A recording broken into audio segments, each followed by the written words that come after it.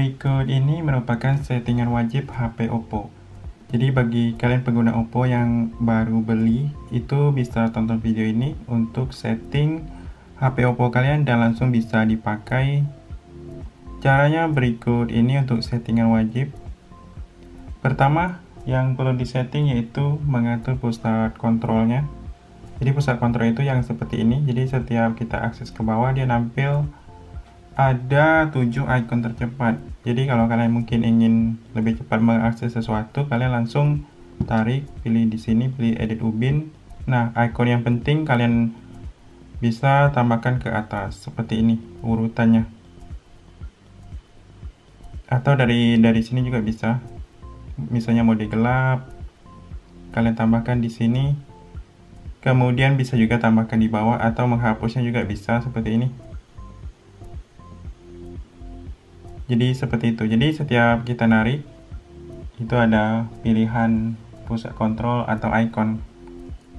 Kemudian kalian bisa atur yang namanya widget. Jadi widget-widget seperti cuaca, jam bisa kalian tampilkan dengan cara tekan lama menghapus widget yang tidak penting. Kemudian untuk memunculkan kalian gunakan 2 jari. Pilih widget. Kemudian tambahkan widget yang penting yang mungkin berguna untuk aktivitas sehari-hari. Tekan lama, arahkan ke home screen untuk kalian yang ingin menambahkan widget. Kemudian ada menu yang namanya laci aplikasi ataupun pakai langsung beranda. Caranya seperti ini, pilih gunakan 2 jari, pilih lainnya. Ini kalian lihat mode mau pakai mode laci atau mode bawaan. Karena mode standar ini seperti iPhone, dia cuma ada satu halaman aplikasi. Kemudian selanjutnya ada menu yang namanya yang ini. Ada pengisian icon otomatis.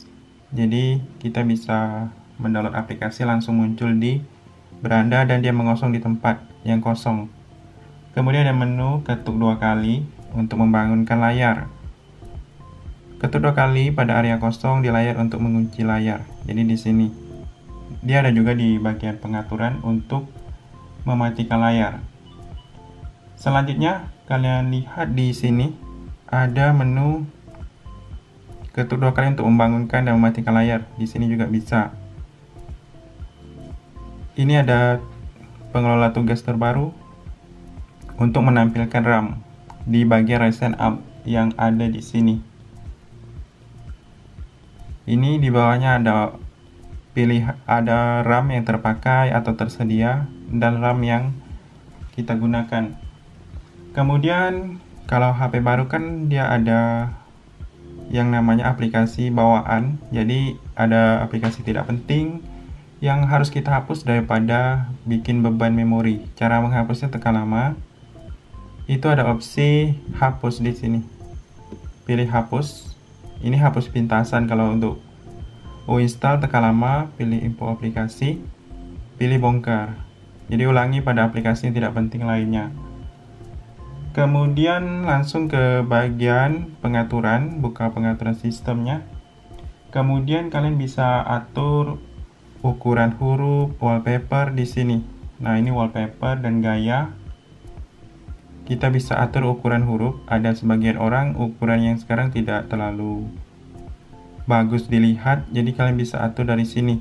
Font, ini ukurannya di bawah, kalian kulik saja. Dan font lainnya bisa kalian ganti. Ada sebagian berbayar, ada yang tidak. Kalian pilih terapkan setelah kalian ganti. Kemudian ada menu yang di bagian ini, layar dan kecerahan. Kita bisa mengatur durasi layar matinya di sini. Jadi durasi layar mati ini bisa kita gunakan untuk berapa lama layarnya baru standby. Kemudian ada ini suara dan getar. Kalian bisa mengatur getar HP-nya di bagian ini. Haptik dan nada. Biasanya kan ada sebagian orang tidak suka ada getar setiap menekan tombol ini, tombol navigasi. Jadi ini pengaturan getarnya, efek feedback setiap kita nyentuh tombol navigasi atau menu lainnya. Ini dimatikan atau bunyi-bunyi efek lainnya bisa kalian atur sendiri.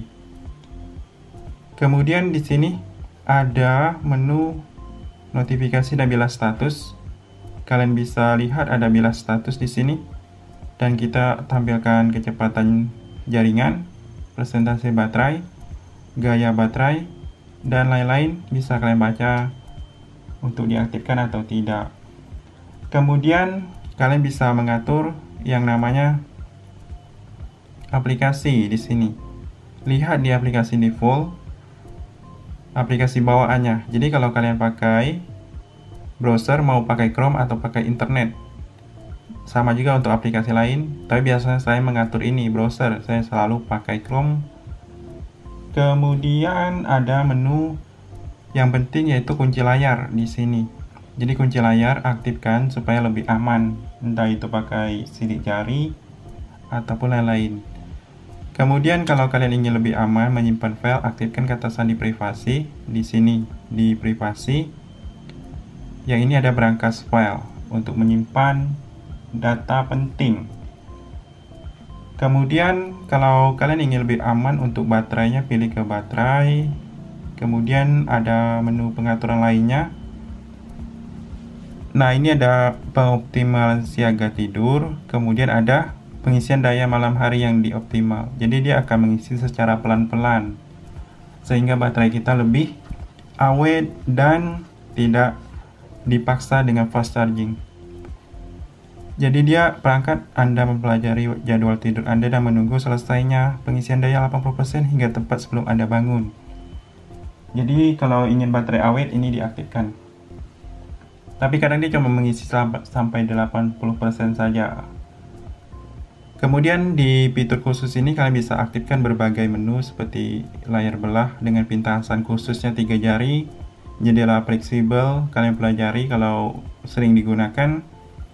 Pakai bilas samping cerdas juga ada, icon yang melayang di samping ketika kita swipe seperti ini.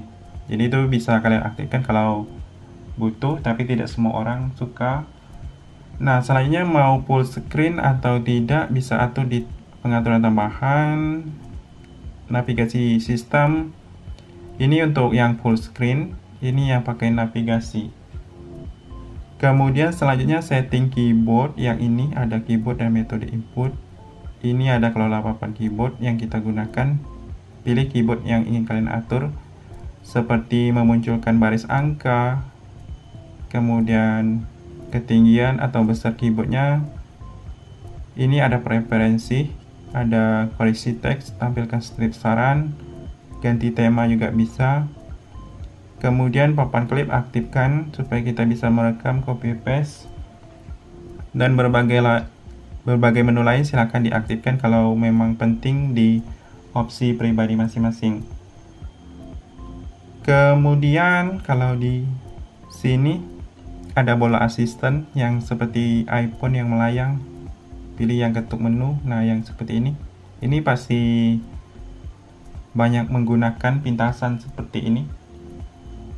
Terakhir yaitu tombol matikan daya, yang ini. Biasanya kalau kita tekan tombol power, yang muncul Google Assistant yang ini. Nah, supaya Google Assistant tidak muncul, kalian pilih yang ini, tombol menu, seperti settingan saya ini. Ketika kita tekan tombol ini, otomatis matikan daya, bukan muncul Google. Untuk perekam layar, kemudian screenshot, OTG, itu kalian bisa atur sendiri karena jarang digunakan juga. Silakan dicoba.